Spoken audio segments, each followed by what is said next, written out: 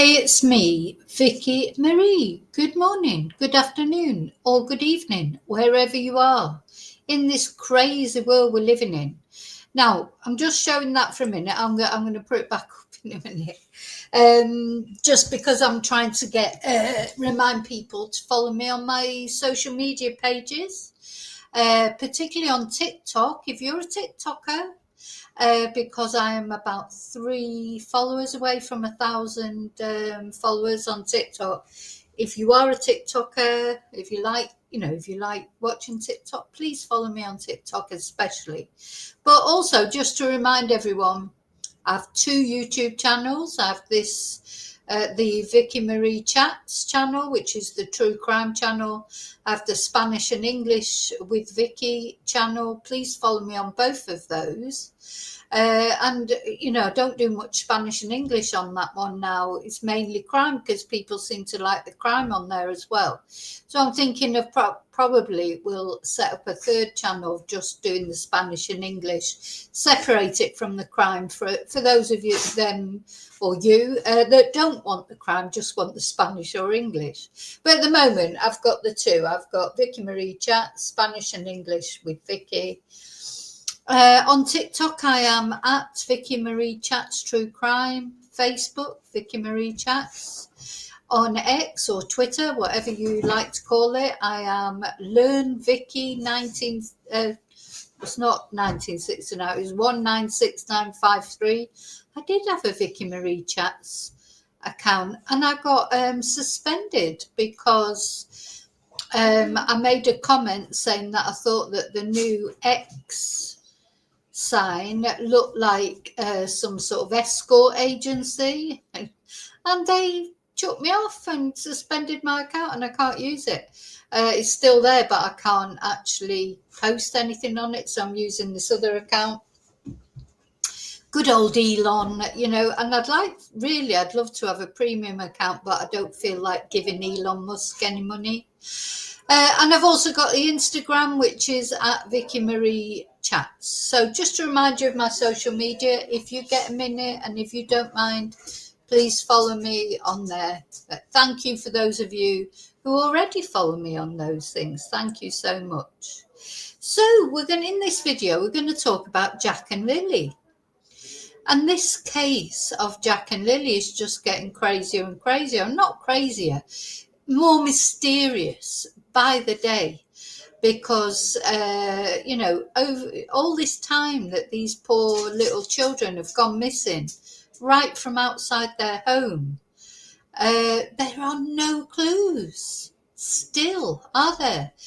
Well, there was the blanket, the piece of the blanket that supposedly is a plant, thought to be a plant, that was taken out of the bin, that Daniel Martell told us someone had reached into the bin and ripped open the bin bag. And I don't think we still know, though, why the blanket was in the bin in the first place. Did somebody reach in? Did an animal take it? There's so many mysterious things about this case. And the latest thing is, of course, because a couple of days ago I showed you how Neighbours, 2 of Daniel and Malaya's neighbours, had declared that they had heard vehicles. And actually, one of the neighbours said specifically it was Daniel's vehicle driving around the property in the early hours of the morning, in the wee hours. The RCMP, the police there, the Royal Canadian Mounted Police, have come out and said they have no verification of that. So all the basically, and that's what we're going to look at in this video. Well, a couple of things. So were the neighbours lying when they said they heard vehicles, or were they mistaken? And if they were lying, why would they lie? Is it just because they don't like Daniel, or have they got something to hide themselves? It's very, very mysterious case, isn't it? It's very unusual for 2 children to disappear, to be honest, in any circumstances. Even in foul play circumstances, in getting lost circumstances, having an accident circumstances, You know, all those things are, you know, mystery, complete mystery. Completely unusual for two children. So these are siblings. Four. Little Jack is 4. Lily is 6. Yeah, so unusual for two children to go. It's hard to kidnap two children unless you know them and you can get them into the car. Was there another car driving around? But wouldn't the police have been able to locate that? So, of course, and there's some relative of Malaya is saying that Malaya took the children, or somebody who knew Malaya took the children. He went on a dodgy YouTube channel to say that. And we're going to look at that as well. Can he be believed? You know, where is the truth here? And of course, Daniel and Malaya, and Daniel's mum, Janie, they've taken lie detector tests and passed them, apparently. So, you know, what the hell has happened to these kids? Where are they? You know, they've not been beamed up to the Starship Enterprise. Well, probably not. Has somebody taken them and they're safe somewhere? Now, that's always a possibility that Malaya did arrange for them to be taken, but surely, you know, the police would have found that out by now. I can't see that could be, you know, this is something that's often said. I think that's just being hopeful, isn't it? That they are alive somewhere and safe and being looked after. But really, you know, wouldn't the police know that by now? Anyway, that's what we're going to discuss. We're going to discuss it. I hope you'll join in discussing too. Remember, everybody has their views. Just be respectful, don't we, to each other, and we'll all have different views. I know a lot of people are convinced that Daniel is involved in this case somehow. And it may well be, but, you know, at the moment, there is not enough evidence against him, that's for sure, if he is involved. Anyway, first of all, I'm going to say thank you to everyone. Thank you for liking. Thank you for subscribing. Very special thank you to my members. And, of course, it's Thursday night. We'll be on live 8 o'clock tonight, Spanish time, 8 p.m. Members live. If you want to join in the live, please join. Basically, why not become a member? And then we'll see you there tonight. I also want to thank people that PayPal me, buy me coffees, send super stickers, send emails, leave nice messages, even you trolleys who don't leave nice messages. Thank you for helping the algorithm of my channel. So, hi lovely lurkers, thank you for watching.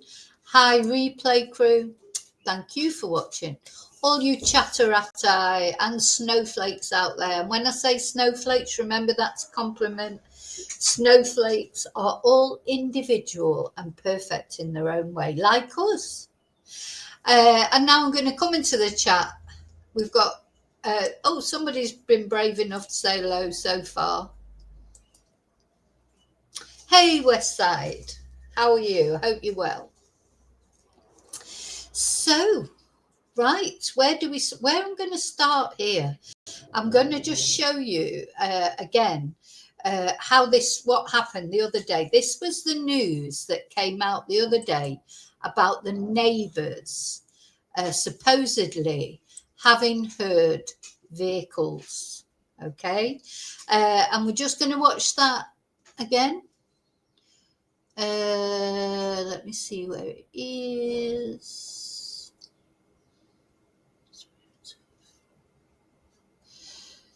Just got to find which I've got, as always, all my windows open. Perhaps too many windows open, and I can't find the one that I'm looking for. Strange. Where is it?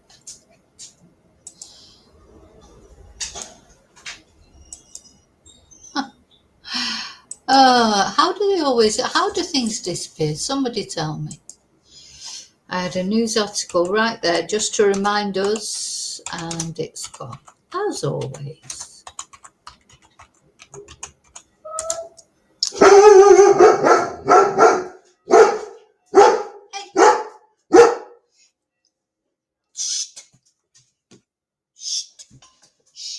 Bad girl. Let's see. Yeah, I had a video. There it is. Let me share it now, of course.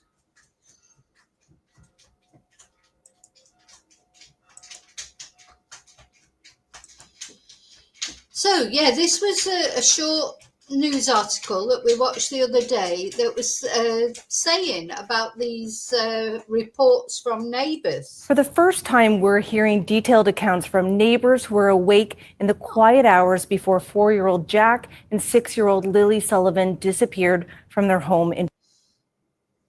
Thank you, Westside. That's very kind. Very kind. Thank you so much. Where's my thank you button? You know I'm not brilliant at finding buttons, but it's here somewhere. Thank you. Yay! Thank you for the super sticker. Thank you so much.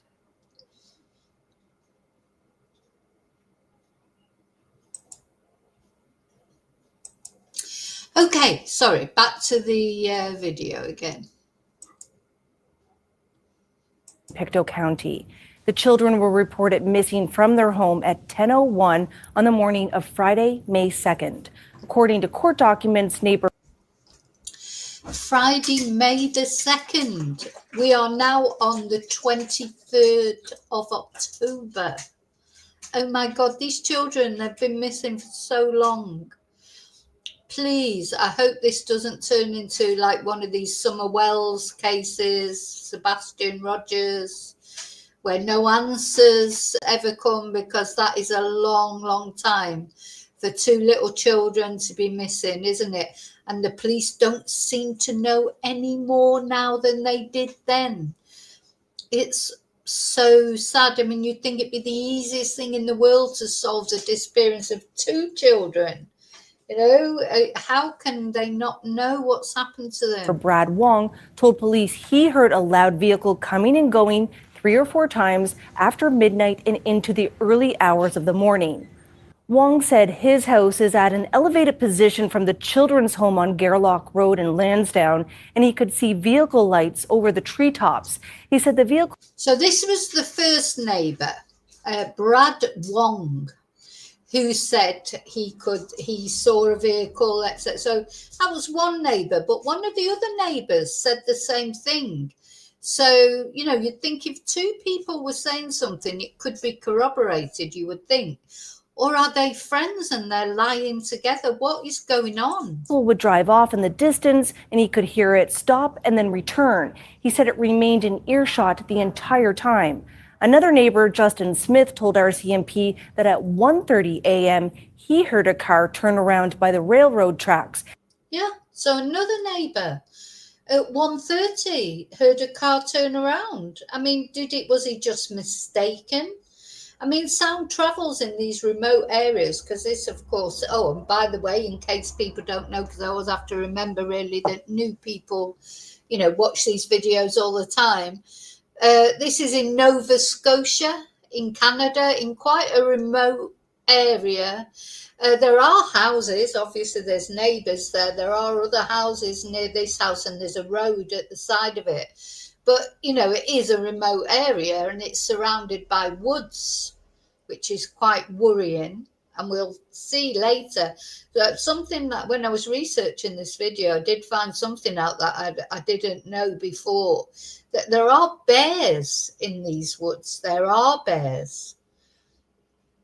So that's quite scary. But again, 2 children, like if a bear attacked, and it might conceivably take away one of the children, you know, it's a horrible thought, but it's a possibility. But 2 children, or were there 2 bears? You know, you just don't know. Just absolute mystery. But we will see that Daniel had put something up against the door, apparently, against bears. So that bears are something that are a possibility in that area. Near the area of Gairloch Road and Lansdowne Station Road. He said it made a noise, then the vehicle was quiet for about 2 minutes, then drove off towards Lairg Road. Smith told police he later spoke with Wong, who informed him the vehicle was the children's stepfather, Daniel Martell. The court records also detail Martell's account of the evening. So the second neighbour heard something, talked about it to the first neighbour. The first neighbour, Wong, Mr. Wong, he said he told him it was Daniel's car. He said he could see it was Daniel's car. But you'll see now, Daniel says he didn't leave the house. And the police cannot confirm that these vehicles ever were there. So what is the truth behind all this? He told police he went to bed fairly early and didn't wake up until light the next morning. The document said the children's mother, Malaya Brooks Murray, told police she went to bed around 9 p.m. She said Martell stayed up and she doesn't know what he did. Brooks Murray has not responded to our request for comment. In several interviews, though, Martell has told CBC he had nothing to do with the children's disappearance. Yeah, so Daniel's all over the news, isn't he? He likes to do his interviews. Malaya did one interview right in the beginning, I think. I don't think she said really more or less anything much since then. She's sort of, much more sort of out of the limelight. Daniel likes being in the limelight, but that doesn't make him a murderer. But, he's out there telling anyone that he had nothing to do, who listens, he had nothing to do with it. He's passed his polygraph test. And I know a lot of people are not convinced with Daniel's story, but we do have to remember we do not have any proof of anything else. He has not been arrested. And now the police are coming out and disputing the neighbours' account. Two neighbours who heard a car, and the police are saying they can't verify that there was any vehicle there. So where is the truth? And if those neighbours are lying, they'll be lying for a reason. Could be as simple as they don't like Daniel, or they think it's Daniel, or they misheard. Could be as simple as that, or it could be a sinister reason, that they might know something about what happened to the kids. And they're trying to cast shade on Daniel. At the end of the day, we don't know, do we? And if the police can't find any evidence, obviously they'll have looked at Daniel's phone, or I don't know what they'll have looked at. But, yeah. Parents. And in a phone interview Friday, Martell said no one from the family left the property that night, and they did not have any visitors. I didn't do anything. I know Malaya didn't do anything. I know my mother didn't do anything. Those are 3 people on the property. I mean, after the polygraph exams, they should have known right there. We didn't kill any of the kids, or we didn't kill the kids. RCMP says the case is still being... Still think that's a funny thing. We didn't kill any of the kids. We didn't kill the kids. Anyway, it's just thing is, who knows what you would say in these circumstances. My sort of things, there's a couple of things that are strange to me. Well, first of all, Jack had black eyes, at school and everything. And the explanations that Daniel gave of the black eyes were that Lily had done it, or that he'd walked into a door, or some, all those sort of things. So that's a big red flag, isn't it, that a little boy like that would have black eyes. And, I know little boys are accident prone, but it's unusual for them to have black eyes. They get bumps on their head, don't they, where they bump into things or fall off things. But black eye is a bit different, but, it's not impossible, is it? So, again, we don't know that Daniel's even did those black eyes or whatever. But so Daniel did admit that Jack had black eyes. We heard him say that in the interview we listened to with DT. But, And then, of course, the other red flag for me was from Malaya, where she disappeared the next day from that property, took the baby Meadow, off she went wherever she went, and did not wait to, and they'd only been missing a day, these little ones. Surely you would not want to leave until you knew what had happened to your children. So, yeah, so many weird things in this. Ultimately, 2 children are missing. 2 very, very young children are missing. It's a real mystery, I think, this case. Most cases that we cover, I suppose, are mysteries. Otherwise, we won't be covering them, would we? But just seems this to me, I cannot... I'm not really going anywhere. Sometimes with a case you think, oh, well, the evidence is pointing that way, to maybe the person who's the perpetrator, but I don't see that now. Sometimes I think, oh, Daniel must have had something to do with it. And then other times I think, oh, no, I think he's being honest what he's saying. And, so it's like... I've got to make an emoji for haven't got a bloody clue, because some cases are more straightforward. I think like with cases like Madeleine Soto was always clear that Stephen Stearns was guilty, wasn't it? Erin Patterson, even though we have to wait for the court case before we can say definitively. Sometimes it's the evidence is pointing that way, isn't it? But with this case, I don't know, it's strange, very strange. I just want to know what's happened. Hi, Lily. Just want to know what's happened to these children. It's heartbreaking. I mean, where are they? Anyway, we're going to look at this because I found this interesting. Is this the one or am I on the wrong one? Yeah, so this is just for us and for anyone who maybe doesn't know, a recap of the case. Where are these little babies? Where are they? So, reported missing from their home in Lansdowne Station, or Nova Scotia, on May the 2nd. Months ago. So the police, the Royal Canadian Mounted Police, of course, had been very tight-lipped about it. But for some reason, and there'd be a reason, they've released these warrants. Now, they've been redacted. We haven't got all the information, but they don't provide any answers. But for some reason, the police decided to release these accounts from the neighbours, even though they're not verified. Why do you think they might have done that? What do you think? Are they trying to flush someone out, do you think? Why? Police normally do things for a reason, don't they? When they release information, drip feed a bit of information like this. Or maybe it's just because the case has gone cold and they haven't got a bloody clue what's that. So they're just trying to, I don't know, see what happens. But anyway, so a few slim details released by the RCMP about their investigation into the disappearance of Jack and Lilly Sullivan have rekindled online speculation, but the newly redacted sections of RCMP warrants don't provide any answers to what happened to 2 Pictou County children who were reported missing by their mother, Malaya Brooks Murray, on May the 2nd. Also, witness statements contained in them are not corroborated by other evidence. It's very weird, isn't it? Don't you think?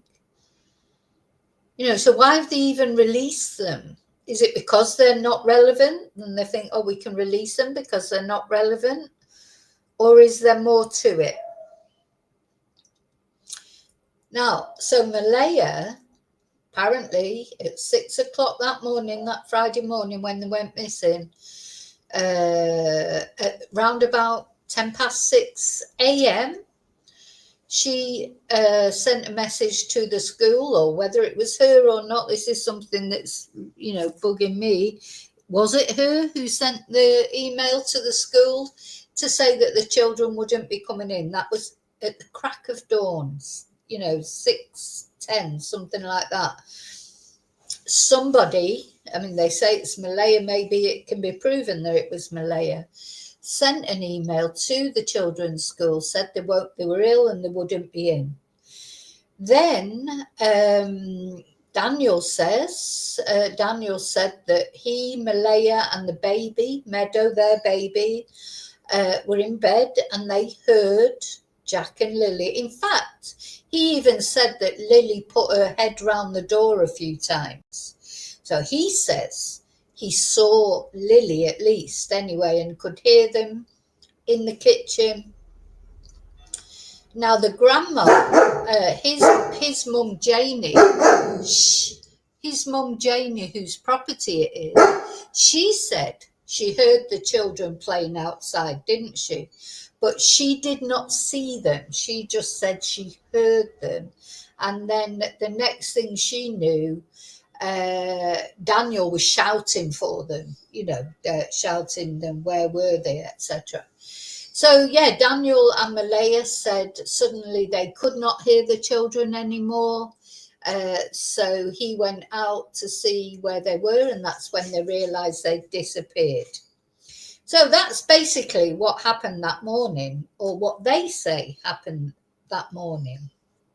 So apparently in response to a court challenge by the Canadian press, the Globe and Mail and CBC, in September, the RCMP unsealed added sections of the warrant documents, which lay out much of their extensive investigation up to late May.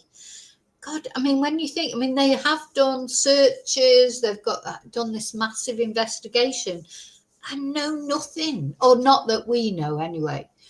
With a court date looming where the media was going to seek more redactions be lifted, the RCMP voluntarily lifted more, but not all, of the reactions last week. So they include statements by two people who live near the rural property in Lansdowne Station that Jack 4 and Lily 6 shared with their mother, stepfather Daniel Martell, and his mother, Janie Mackenzie. Now, if you look at my playlist for Jack and Lily, you'll see that Janie took a reporter around the property, showed them around. We looked at that. Before. So it sounds like the police have been under pressure from the press to release it, and this is what they've decided to release.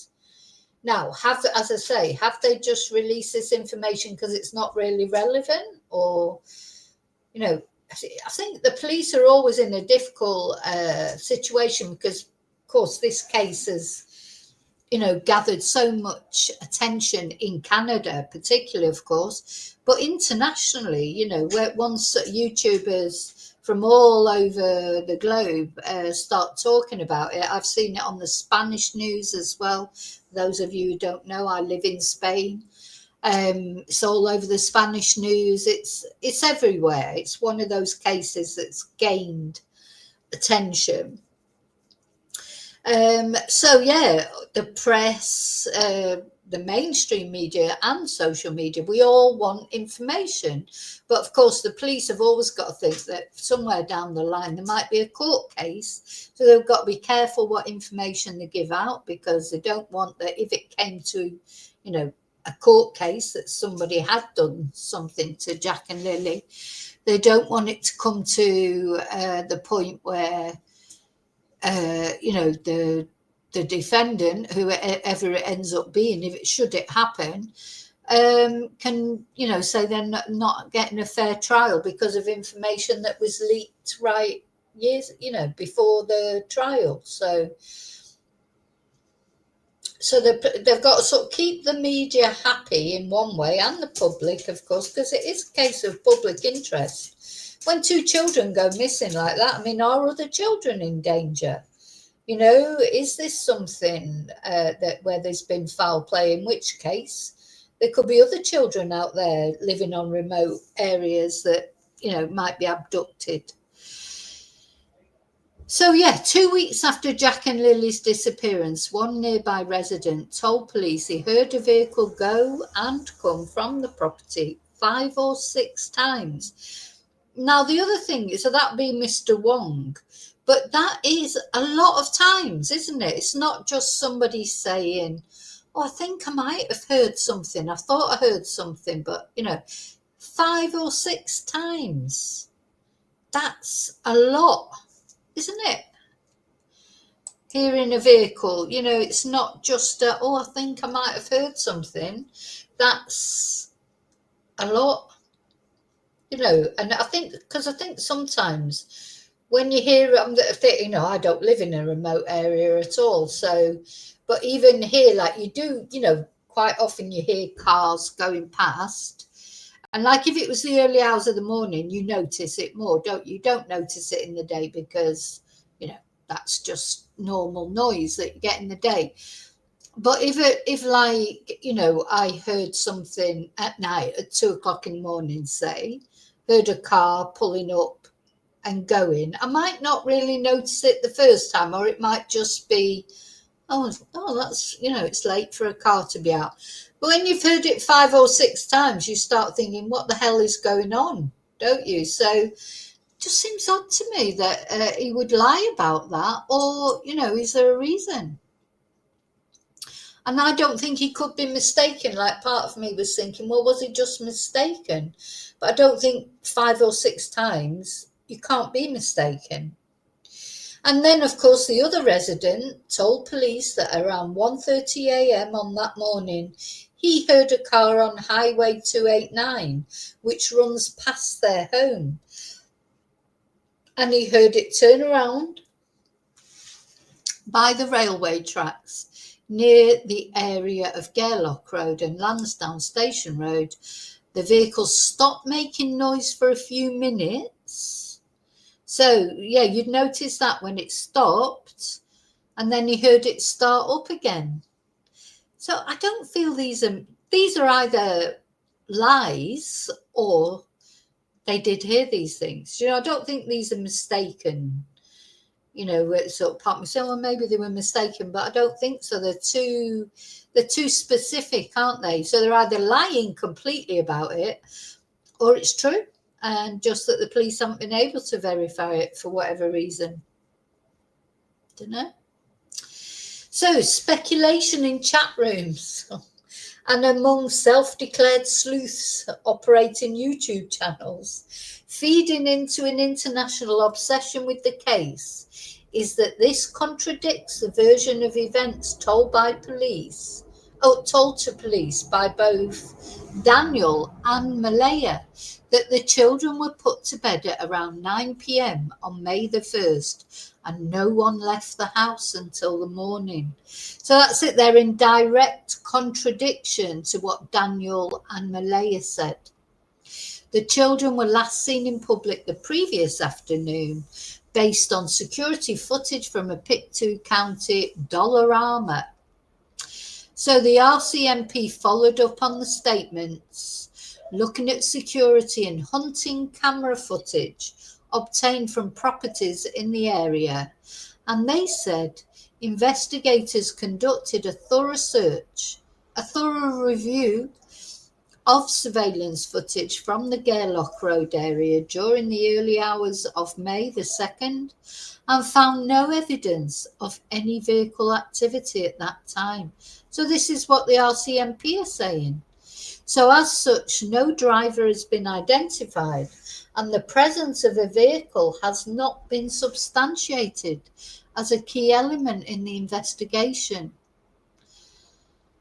So what do you think of that? I mean, don't forget to let me know in comments what you think. Were the neighbours lying? Is it because they don't like that? I think Mr. Wong, I don't think he likes Daniel, or somebody was saying that. I don't even know that's true. So, we have to take that. Are they saying it just to cast shade on Daniel? Do they know something? Are they lying to protect themselves? Or were they having some sort of bloody hallucination? Or is it that just because the police haven't been able to verify it doesn't mean to say necessarily that it didn't happen? So the RCMP have received over 600 tips and have followed up on each. So the family's testimony, just a reminder of it, they said that on the and independently, because they're not speaking now. That's the other weird thing about this. So supposedly the night before it happened and the following morning, High Moonbeam, apparently they were, together in bed with the baby, but she then left the very next day. What happened there? We don't know what happened, do we? We don't know why Malaya left before she even knew what had happened to her other children. Anyway, so they said, so they were interviewed independently, not together. They've not been together on this at all. They said they could hear Jack and Lilly playing in the kitchen and that Lilly at multiple points looked into the bedroom.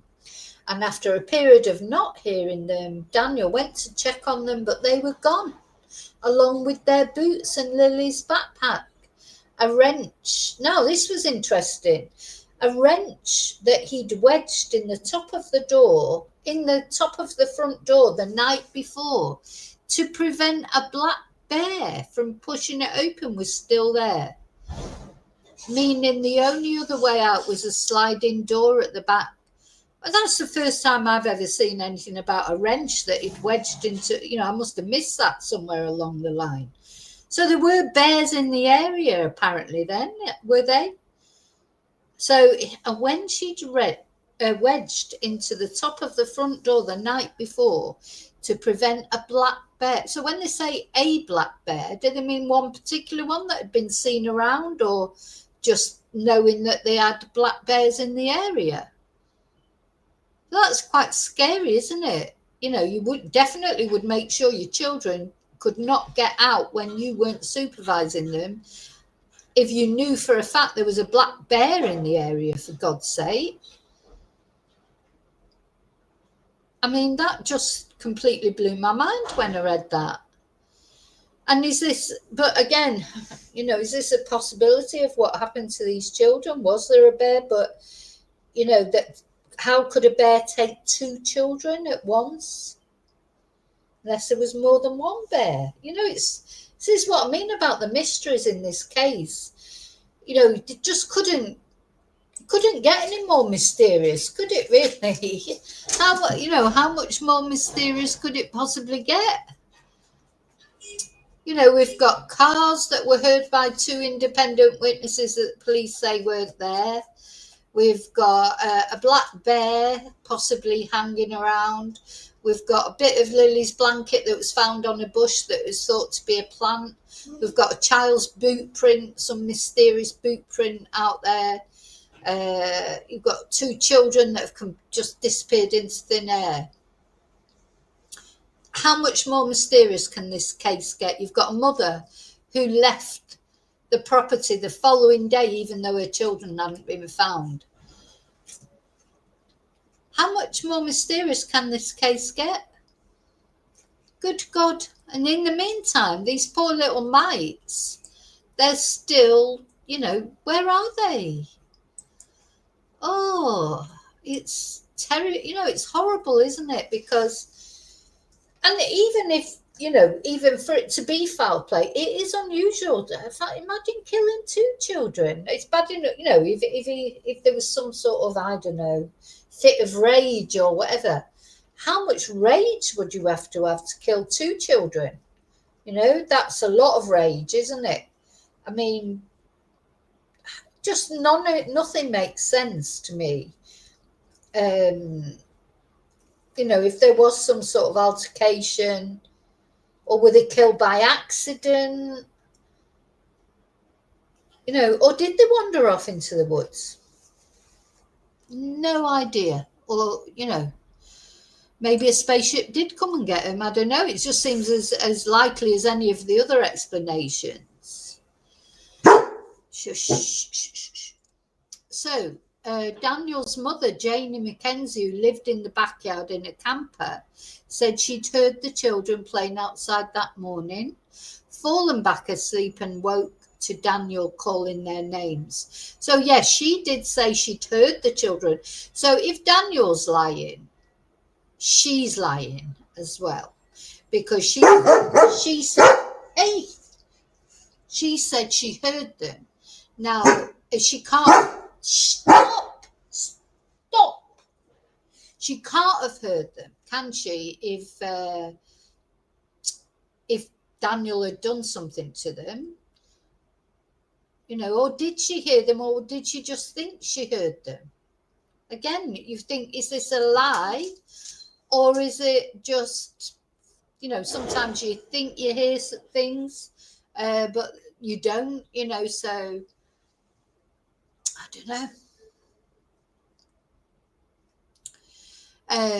So at around 10 a.m, Malaya called 911, which led to a massive search of the woods, roads and waterways near the home.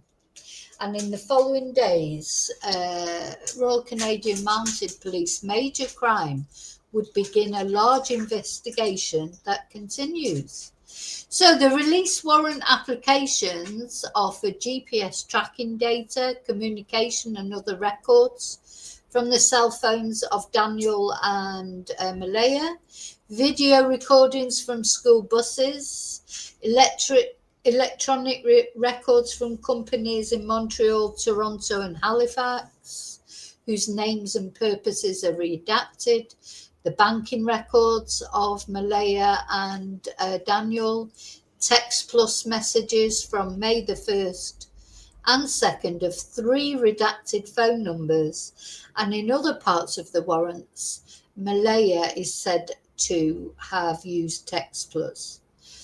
Video recordings from the Kobe Quid Pass toll booths, closed circuit television footage from a redacted location. So we're 6 months on from the disappearance of Jack and Lilly, and if the police have any clues of what happened to the children, they're keeping them close to their chests, because really, to all intents and purposes, we don't know anything, do we? We don't know anything. Now let's have a look what this man had to say. So this man, isn't he he's Malaya's relative?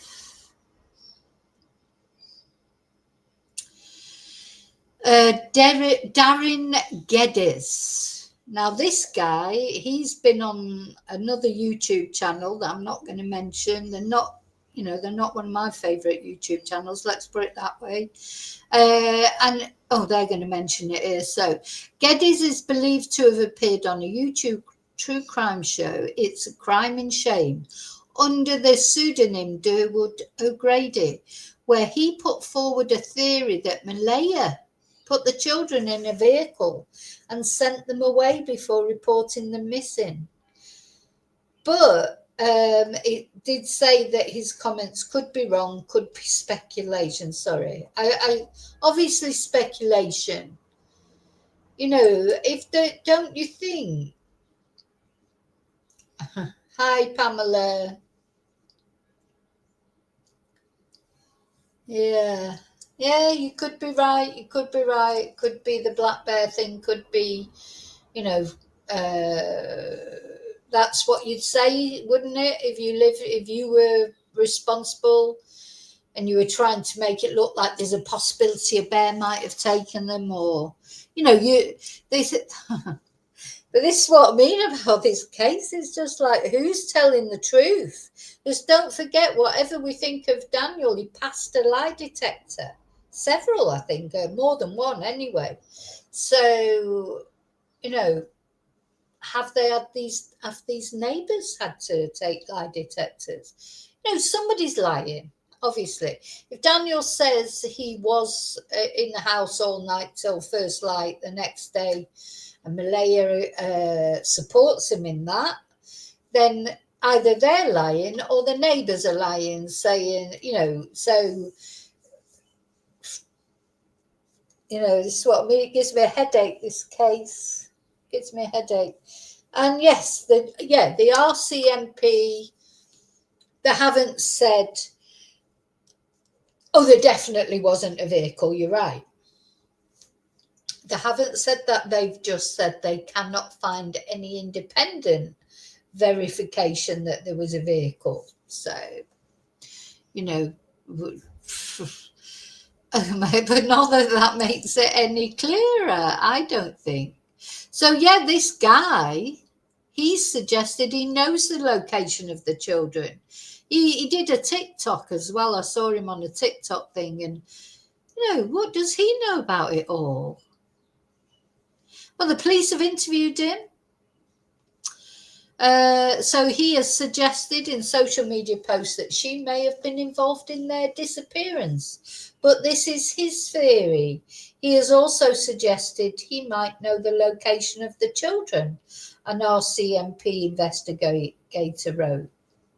So on May the 30th, 2 RCMP members met with Geddes, who told them he had spoken with Martell a few weeks after the kids went missing, and also spoke with Patty Pearson, Malehya's grandmother, about the investigation. And the constable said that Geddes was confrontational and evasive to questions asked of him, and he wanted police to provide him with information about the investigation. And he became upset when the questions were not answered. So on June the 26th, Malaya gave police a video recording of a phone conversation between Pearson and Geddes, who is Pearson's first cousin. And the conversation was recorded on the evening of June the 21st. And it's not clear if Geddes knew he was being recorded, but there appeared to be an expectation of privacy. It's not clear from the records exactly what Pearson and Geddes said during the conversation. So the RCMP told CBC News on Monday that the recorded statements were reviewed to determine relevance and credibility. So he was interviewed on July the 4th. He shared similar theories, but the information could not be verified. So we've got all these theories, all this information, and nothing's verified. The only thing that's verified, and to be honest, Daniel was right when he said, you know, they've got the lie detector test. He's loving that he passed the lie detector test. But did he pass it, you know, because he's telling the truth, or did he pass it because he knew how to pass a lie detector test? So the children's disappearance in May sparked an extensive grid search that spanned 8.5 square kilometres of mostly dense woods and involved around 160 ground search and rescue volunteers, service dogs, drones and helicopters. And the mysterious nature of the case, fueled by lack of answers, has garnered international attention. It certainly has. I mean, it most definitely has. It's garnered our attention, that's for sure. You know, I think about this case a lot because, you know, at the end of the day, these are just 2 little children that have disappeared completely, literally, these kids, where the hell are they? You know, they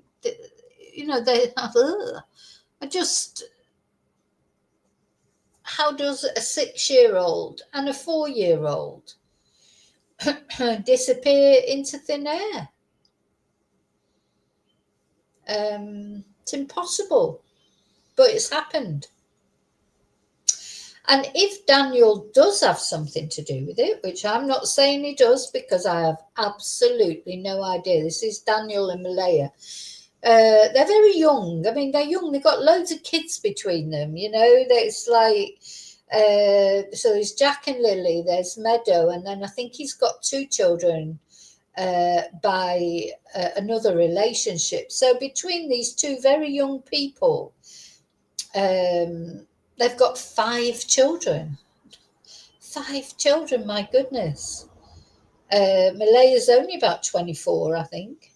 He's a little bit older, but I don't think he's even 30 yet. 5 children, my goodness. So, yeah, where are they? And do they know where they are? I mean, I hope Malaya does know where they are.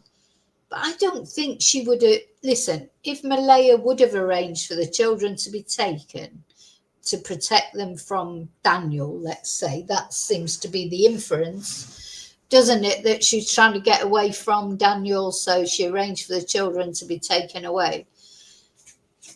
I think by now she would have told the police that. Maybe that is something she thought. Maybe she didn't realise it would gain all this attention. Like, I don't know. But I just don't believe for a minute that she's arranged for those children to be taken away, and she hasn't told the police yet after all this time. And when, where are they? You know, who can they be with? Who would, after all, this would be all over the news, won't it? People know that if they were found out to be harbouring these children, when the police are spending, thousands of dollars on looking for them, that's big trouble that you're going to be in when it's found out that you're hiding them from the police.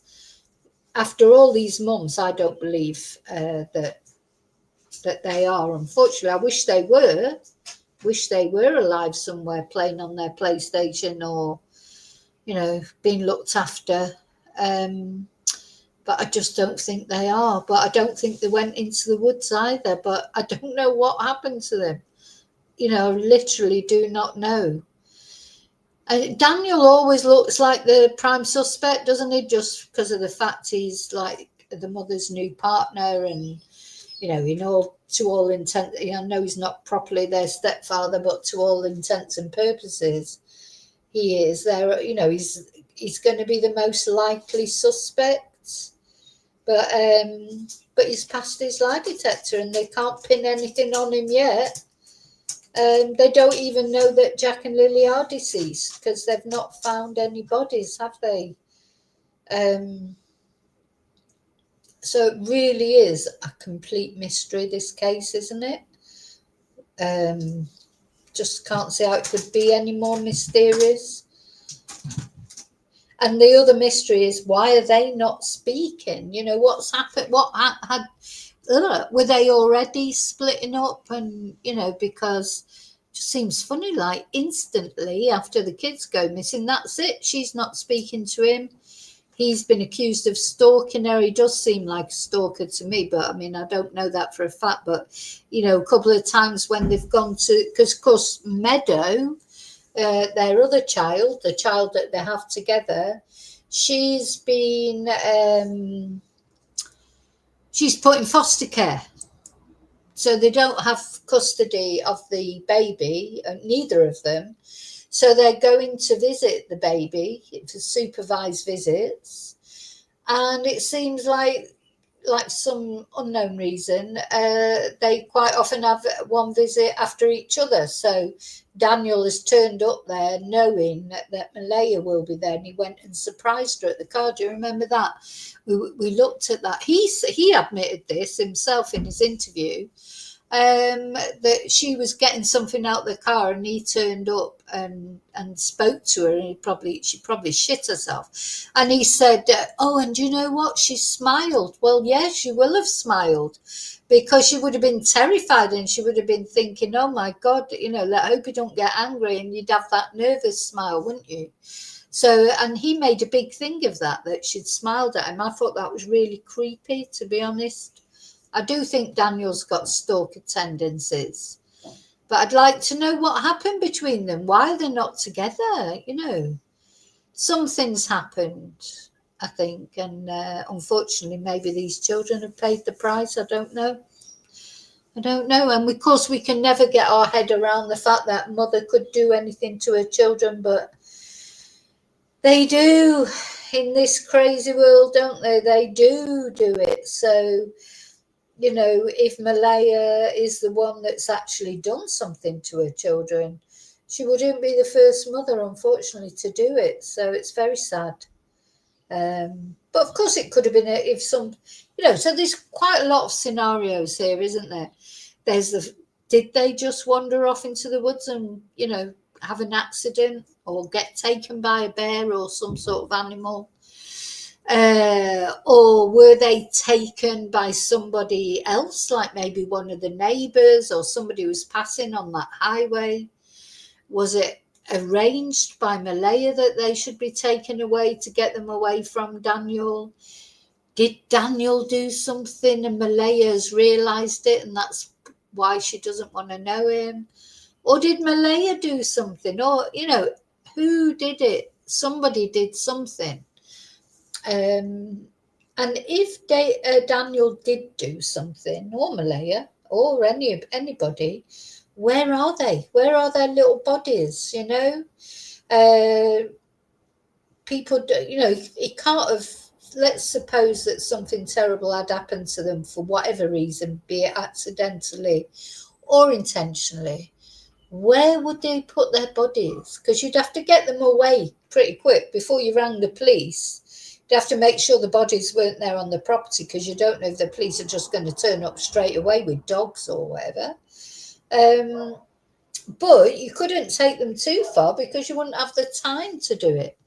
And now I'm sort of thinking about this phone, you know, his phone. I was watching a podcast about Erin Patterson, you know, the mushroom murderess. And she deliberately gave a false phone to the police. She made that they thought, you know, she thought she was tricking them, but they realised in the end. But she gave them a phone that she said was her normal phone. Quite a lot of people have more than one phone. I did until recently. I've only got one now. You know, give them the, you know, your, oh yeah, this is my phone, but that might be the phone you only use occasionally, you know, and then you've got another phone that you use most of the time. I think a lot of people have got two phones, to be honest, because what happens is you buy a new phone and, you know, even if you're not doing it deliberately to get an extra phone, you buy a new phone. That's what happened to me. And then I just the thought of transferring everything from one phone to another. So I kept my old phone just like for work and used the new phone for different things. And anyway, to cut a long story short now, because one phone broke and anyway, so I've only got one now. I've only got one phone now. If they came to take my phone, that'd be the only phone that I could give them, unless I gave them, you know, I've got about 3 phones in the drawer that I could give them that don't work. But do you know what I'm saying? So we don't know that the information that they've got off Daniel's phone or Malaya's phone, we don't know that they've not got other phones as well, you know, that the police don't know about. So, you know, at the end of the day, it's the police's job to investigate. We can only comment on what the official, you know, the information is that comes out, which seems to be very conflicting. So, yeah, this is the conundrum we're in as far as the neighbours' testimony is concerned. We've got 2 neighbours who say they heard vehicles in the early hours of the morning, but we've got the Daniel saying and Malaya saying they never left the house after 9 o'clock that evening until it got light. And we've got the police saying they cannot confirm these vehicles. Not that they're saying they weren't there, but they cannot confirm, verify the statement. So it's, yeah, it's a conundrum, isn't it?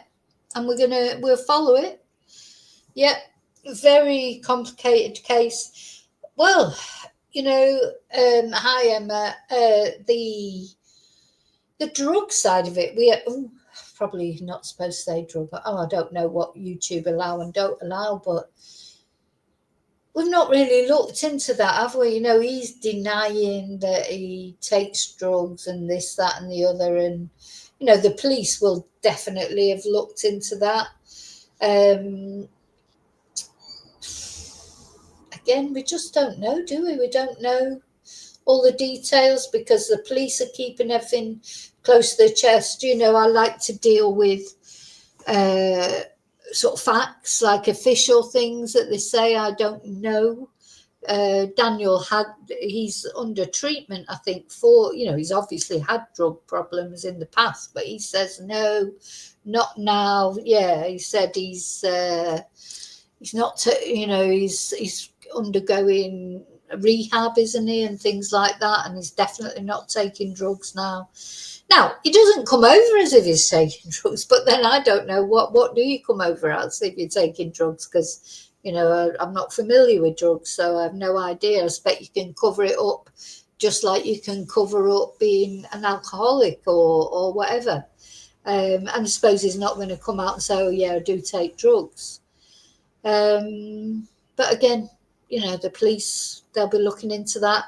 That can be something that might have happened, if he was in a drug-induced rage, or even, you can imagine that Jack and Lilly could have got their hands on something that may have poisoned them or whatever, because I think it's always, the thing that does strike me as well, another thing, when we saw Malehya's mum being interviewed, she said, didn't she, that when she went to the property to help to look for Jack and Lilly, she could not believe the state of the place. And she said that was very unusual for Malaya. And this is what people do, isn't it, when they get into drugs or any addictions? They let things go, don't they? So it's very possible. It's very possible. What's the words I'm looking for? It's very possible if somebody's got drugs in their house, that children can get hold of them, think they're sweets. Imagine like some tablets and things like that. Children might think, oh yeah, I'll take one of them, because they might think it's candy or whatever. I think that's a possibility. So Emma, you would say is a regular. Now somebody told me once, and don't take offence, I take it you're in Canada, but that weed smoking is very common. Mind you, it's probably common anywhere. I don't know, but yeah. So the way they live's not unusual for the area, maybe. No, but the grandma, Malaya's mum, did say how unusual it was, didn't she? She couldn't believe the difference in Malaya when she went there. So I think that can be a sign of all sorts of things, because that can be coercive control. It wasn't only the property and the area around it. It was Malaya herself. She couldn't believe how she'd changed. Weed is legal. Yeah. Somebody, I've never been to Canada, but somebody told me that it was very, very common. Yeah, because they smoke it openly, don't they? So in the parks, it's not something that you have to keep under wraps at all. And I don't think that's a good thing. I know a lot of people think, weed should be legalized. I don't agree with that, because I've seen weed, people say it's not a dangerous drug. It is a dangerous drug. I've seen what it does to people. It's like anything. I suppose like alcohol, it depends. If you just have it smoking a spliff at the weekend or every now and again. But some people, they get up in the morning, they start smoking weed, they smoke it all day. They're constantly high. That is not good, is it? Just like being an alcoholic is not good. And then the other thing is that I heard a policeman say once, who phoned up, that I think is true, that if you legalise weed, it's like, how can I put it? It's like, because it's a gateway drug, isn't it? So if people think it's okay to smoke weed, then they can go on to other drugs. But I don't know. A legal prescription. No, everybody doesn't smoke it. But it does. I'll tell you who it makes aggressive. It does make people aggressive, and there are different kinds of weed, of course. I am a bit of an expert on weed for reasons that I won't go into. Not for me, but for depends on the type of weed. This skunk cannabis weed, it's full of chemicals, and it does affect people's brains, especially young people. That's the other thing. When people's brains, if a lot of kids start smoking it, in early teens, and their brains aren't even developed yet. You know, and this is literally, I've been told this by many psychologists, when children start smoking weed, it is lethal to their brain, and it does make them aggressive, and it does make them where they're not responsible for their actions, that they have psychosis, all those things. It's different when you're older because your brain's already formed and you can make more sensible choices, can't you? And yeah, it can be helpful as well, can't it, for arthritis? And you know, I know that it's got its positive side, but I do think there are different kinds, aren't there, as well? But you know, yeah, I heard about meth as well. Now he made a point of mentioning that, didn't he, that he hasn't got a meth lab. Sometimes I think when someone makes a point of saying they haven't got something, they probably have, I don't know. He brought it up. It wasn't somebody asked him about, have you got a meth lab? He brought it up. So I suppose he sees what people are saying about him. You know, meth is a horrible drug, isn't it? I mean, that is a terrible, terrible, what that does to people. He's still got his teeth, because they tend to lose their teeth, don't they? They tend to lose their teeth, meth takers. I've seen them on Judge Judy and things. You know, they got it. I mean, he's quite young, so maybe hasn't lost his teeth yet. But you know, it's like, God. You know, you see a lot of these meth takers. They're only in their 30s and they look like they're about 70. You know, that's not a good thing, is it? You know, I know, it must be horrible to get addicted to something like meth, and it just sends people crazy, doesn't it? But I'm not, you know, I'm not in favour of drugs. I'm not even legal drugs, you know. I do take an ibuprofen every now and again, just for the hell of it. But that's literally it. Maybe I've been lucky. People have recommended, like, because I do get, you know, arthritis at my advanced age. I do get arthritis and things like that, like, and people have recommended like CBD oil and things like that. Maybe and I keep thinking, I'm going to try that, and I just haven't got round to it yet. Has it affected his teeth? Let's have a look at him. You know, you can normally tell. And how did Malaya meet him and get involved with him? You know, it's so. Do you know what, though? To be fair, drugs. There's a worldwide crisis, isn't there, with drugs? My personal opinion, I think the government wants people to be on drugs. Oh, look, notice when he smiles, he's not showing his teeth, is he? Oh, that's interesting. Oh, yeah. Oh, no, he's showing his teeth there. That's when he was interviewed after the lie detector test. Look, so see, this is in Spanish. This is news in Spain as well. I think there's a bit of duping delight that. But the warning signs for me with Daniel as well. He seems to be loving it. You know, he doesn't, you know, I remember he was saying, oh yeah, all the jokes that I had with the police, we've had all these jokes. Sometimes he just seems to be enjoying it too much. Oh, hang on, I'm not sharing that. Let me share it.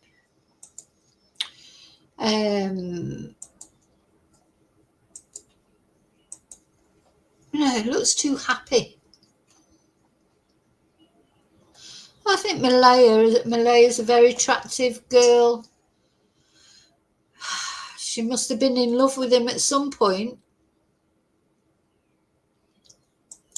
Is this a TikTok?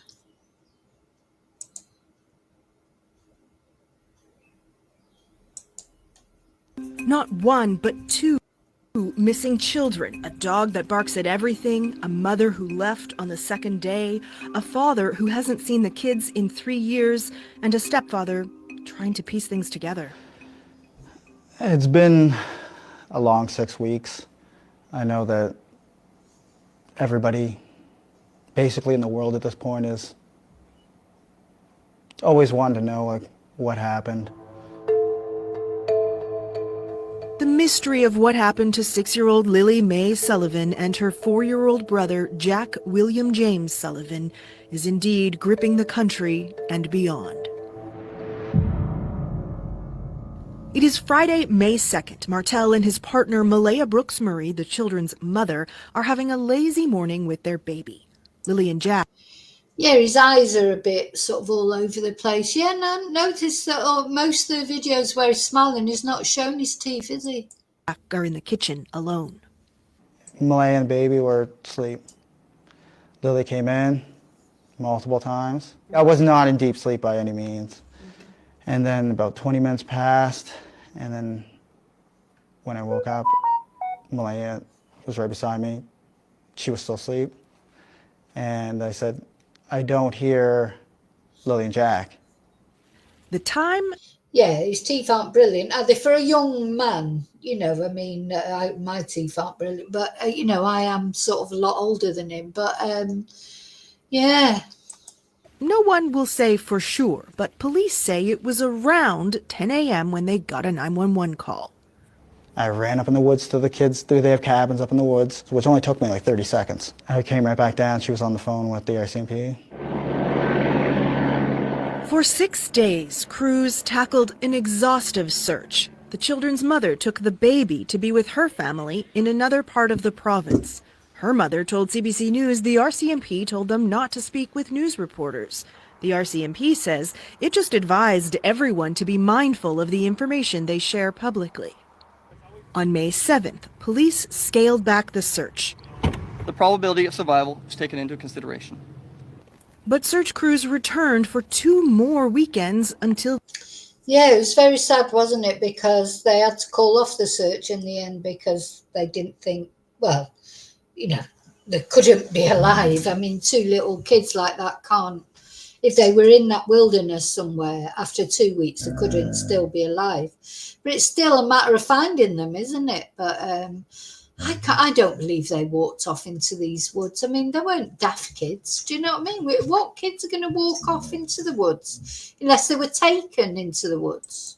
The end of May, searching wells, mine shafts, and septic systems, even flying a drone beneath the home. The 4-year-old is wearing some blue dinosaur boots. Police say they found a boot print. Yeah. And listen to this in the radio chatter. Families brought us to a location there, not far away, that there's a piece of a blanket. Police won't say anything about a blanket, but... Yeah, that piece of that blanket that's thought to be a plant. I think the boot print is a plant as well. Why just one boot print? And remember, we had this with the Gus Lamont case in Australia as well, which that's another complete mystery, isn't it? There's been no update on that. Why just one boot print? And where's the other prints? You know, it's like it was a plant, isn't it? Martell says a piece of Lily's blanket was found near the boot print. He says both children may have undiagnosed autism. Yeah. For a lot of Whatever. people, this story just sounds odd. Mm-hmm. Yeah, then they threw in the autism thing, you know, like it's you just feel like, look at his face there. Yeah, he does look like he's lying, doesn't he, really? He's like thinking, oh, God, what am I going to say now? But, yeah, then it's possible they've got undiagnosed autism. These are just things that they're throwing into the mix, in my opinion, to make it look more likely that they ran off. Do you understand that? Yes, I do. And I see it every day online. He's keenly aware the public suspects him, says the police did too at the start. Of course, the stepfather was always a prime suspect right off the beginning. So he offered to take a polygraph test. I was extremely nervous, especially with the first question they asked you, did you kill Lily and Jack? That was the first question they asked you. Yeah. Yeah. When did you find out the result of your test? Immediately right after. What did they say to you? You did a good job, you passed. Not one, but Yeah, two. he's absolutely, he's just too smiley. I don't know, he's just too happy with it all. Two missing children, a dog that barks at everything, a mother who left on the second day, a father who hasn't seen the kids in 3 years, and a stepfather. Right, so that's just repeating now. So yeah, the father, the bio dad of Jack and Lilly, hasn't seen them for 3 years. So that's another thing, isn't it? So it's a real complete mystery, isn't it? Yeah. I agree with all what you're all saying there in the chat. Blue. I agree. I think that's just been thrown into the mix. It gets thrown into the mix a lot, don't you think? Oh, yeah, I think they had autism. Oh, Brian Koberger, they were talking, the Idaho creepy weirdo killer from Idaho. That's what they were at one point trying to use for his defense. Oh, yeah, they got suspected autism. Oh, gosh. They just bring it in for anything. It's not those children were not assessed for autism. So it's terrible to say that as well, because it casts, I don't know, it just sort of makes it, in the end, people sort of hear it bandied around so much, I think it loses its what's the word I'm looking for, it's like everyone's got autism, but it's a serious condition that people have. Everyone's on the spectrum a little bit, but you keep banding it around like that. It's like they've thrown that into the mix, just to confuse things a bit more. And if they haven't been assessed for it, how can they say suspected autism? Suspected by who? So, then you think, oh, is that like someone like Daniel? Oh, these kids won't do what I say, they must be autistic. Like sometimes they'll use it as an excuse because, can you imagine? Well, little Jack, he had black eyes. He's going to school with black eyes. Now, we've not got to hear about all the ins and outs of that, like from the child protection services and things, but they were under the care of social services. So you can imagine Daniel, like, oh, well, why's Jack got a black eye? Oh, well, he's autistic. He ran into a door. You can just imagine it, can't you? Him using that as an excuse for what he's done. Because they said it about Madeline Soto as well, didn't they? With the Stefan Stearns Madeline Soto case. Oh, yeah, she was being assessed for autism. She had been abused for 8 years. Well, since she was 5 years, sorry. So, you can blame that. They blame it all. So she was falling asleep in class because she had been drugged. We'll never get the full story of what happened to Madeline Soto because Stefan Stearns pled no contest, didn't he? So it was good that poor Madeline wasn't sort of all those videos and photos that he had weren't brought up in court and things, but he's got away with it, really. I mean, I know he's going to prison, but he's got away. He's not had to say what he did to her, but yeah, for years he's drugging her, taking all those videos and photos of her, and they said, didn't they? Oh, well, yeah, she's got autism. That's why she's falling asleep in class. That's why she's doing this. That's why she's doing that. Not because she's been abused. No, it's autism doing it.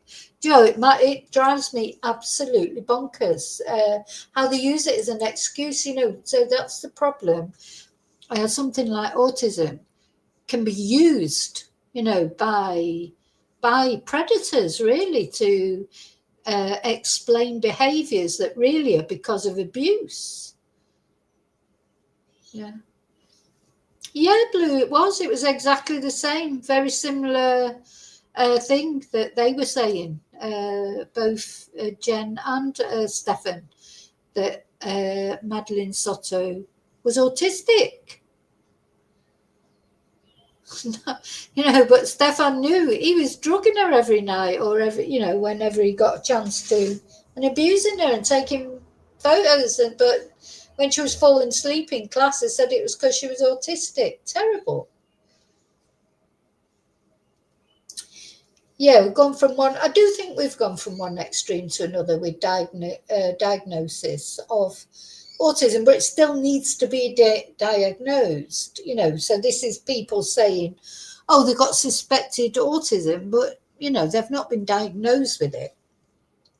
Yeah, when I was young, there's people I know that definitely were, or looking back now, would have been diagnosed, but at the time, of course, when I was young, it was the complete opposite, to how it is now. Now you would not feel bad about taking your child for a diagnosis of autism. It's acceptable. It's good, to get your child diagnosed. But years ago, it wasn't. People were. It was. I'm talking. Don't forget, it's not that long ago. They were just locking children up in mental asylums if they were badly behaved or acting a bit strange. This is something good that's happening now, where these kind of conditions are accepted, diagnosed, understood. That's good. That is good. But unfortunately, then you get people jumping on the bandwagon, don't you? Like Daniel and Stefan Stearns and creepy weirdo Brian Koberger, trying to use it to their advantage, using people's understanding to their advantage. It's like mental health issues. Oh, I've got a problem with my mental health. Oh, right. Is that why you just murdered sort of 12 people? It drives me crazy when they blame everything, now quite often blame everything on some, they use it as an excuse. So it feels like it's gone from one extreme to another when people weren't years ago, when people weren't properly diagnosed and suffered because of that, of not being understood for the problems they were having. And now it's gone to the point where people are using it to suit them. Anyway, I suppose what happens when people sort of get arrested or whatever for doing something bad, they go for psychological evaluation, don't they? So hopefully they don't get away with it. I think Stefan Stearns has got away with a lot, to be honest. Though it makes me mad every time I think of that, because he's not even said he was guilty, has he? So anyway. Okay, well, I'm going to go and make some lunch, and just wanted to let you know about this sort of latest thing about Jack and Lilly. So, we've got the two neighbours saying they heard the cars. Did they? Personally, I think they probably did. But the police are saying they can't confirm it. Daniel and Malaya are saying they didn't leave the house from 9 o'clock the previous evening until it got late. So somebody's lying somewhere along the line. So it's either you got to think, well, are these two neighbours lying? And don't forget, they heard the car off. One of them heard it 5 times, between 5 and 6 times. It wasn't just, was that a car that I just heard? It was over and over again. So you talk about 2 neighbours that said they heard cars as well. So either so if you think they're not telling the truth, it means they're both not telling. That seems, it's not beyond the realms of possibility, but do you understand what I'm saying? It's not just one person that's saying it, there's 2 of them saying it, but the police say they can't verify it. Daniel says he definitely didn't leave the house from that. So where's someone's lying somewhere along the line, we've got to see what comes out in the wash. I think the police will have suspects. even though they'll turn around and say, oh no, we've got no, obviously just the fact they got Daniel in for a lie detector test and asked him specifically, did you kill Jack and Lilly? That's a strange thing, isn't it? They went straight in with that. They didn't, it wasn't like, oh, well, do you know what's happened to them? It was like, did you murder them? So, but he passed, unless they're lying to him that he passed, because it could be, because, I think if the police think that Daniel has got something to do with the girls, with the kids' disappearance, they want the bodies. Yeah, they want the bodies, don't they? So they will leave Daniel unarrested, even if they think that Daniel did it for whatever reason.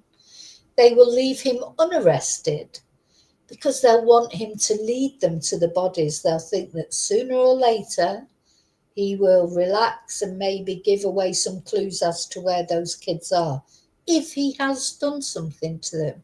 There'll be all those things, all these things in the mix. And then as far as Malaya is concerned, my question would be, why did she leave the next day? Why did she leave Daniel? What happened? 1 minute she's in bed with him with the baby. They're listening, everything's hunky-dory. And then the next day she's gone. So, yeah. Yeah. Yeah, it's similar. I see what you're saying, Blue, but Jen didn't disappear, did she? She didn't go off, leave. She had to move out of the house because the police she had to move out, didn't she? But she didn't go voluntarily. I do think Jen genuinely didn't know. Again, it's just my opinion. I don't think Jen knew what had happened to Madeleine. I think Jen is thick as mince. But I do think probably or possibly she may have been drugged as well, just the same as Madeleine. So I don't feel like Jen is complicit, except in being an absolute idiot, But I don't understand how she could have packed Madeleine off to sleep with Stefan, but I don't think she thought us. Don't forget, Stefan was supposedly experiencing erectile dysfunction, wasn't he? Wasn't supposed to be capable of sex. So, maybe that's part of the reason. I wonder if one day we'll hear from Jen, because she's not done any interviews, has she? Or I wonder if she's in some mental home somewhere or something, because it's bad enough, I just think for Jen, the realisation of what happened and how stupid she was will be tough for her to live with. I don't know how she's going to be living with it, to be honest. But yeah, she's not been seen and she's not been interviewed, Blue, has she? I wonder where she is. Jen, and what, because she didn't turn up at the sentencing. But of course she was hated as well. So, if she turned up at the sentencing, that wouldn't, you could imagine there's probably be baying mobs outside calling for her to be arrested or whatever. So, yeah. Oh, that Stefan Stearns, it makes me angry every time I think about it. That I just feel that, all right, he's in prison now for the rest of his life, but I just feel that he hasn't been made accountable. He hasn't even pled guilty. He's pled no contest. And nobody will ever find out what really happened. It's him pretending to be a victim. So,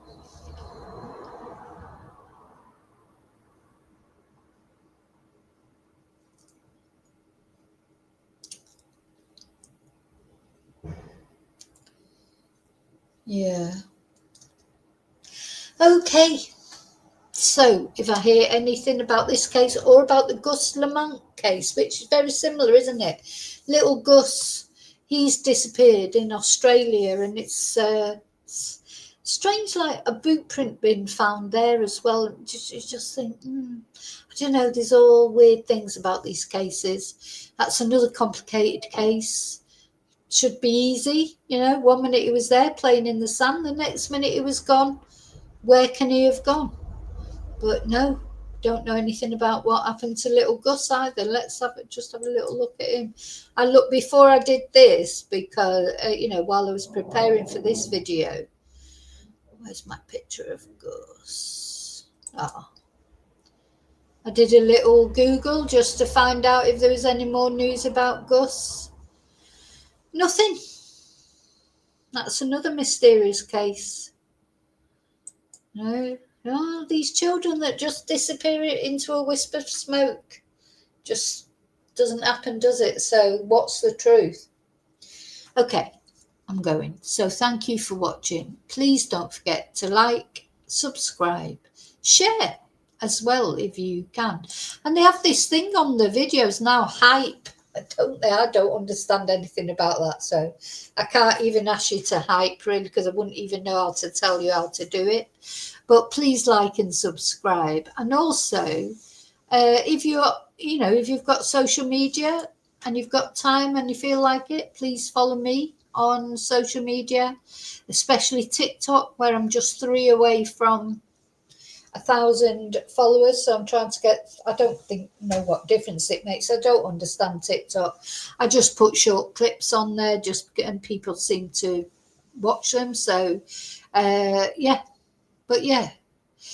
So I've got the 2 YouTube channels, the TikTok, Facebook, Twitter or X, and Instagram. If you feel like it, if you're social media friendly, and if you've already followed me on those, thank you so much. I'll see you really soon in the next video. Oh, I'll see. Oh, look, the dog. As soon as the dog hears me saying that, hello. As soon as she hears me saying that, she knows that the video's nearly over. And she comes up, hello, baby. Yes, I'm nearly finished. I'll give you some attention. I'll see you really soon in the next video. Look how she reacts to that as soon as I say it. And until then, as always, and I'll see you in Members tonight. So yeah, why not join us in Members? Until then, may your God go with you. Bye. I've got to work. And thank you for the super sticker skits. All right. Oh, she's banged her head on the table now. She's getting all excited. Okay.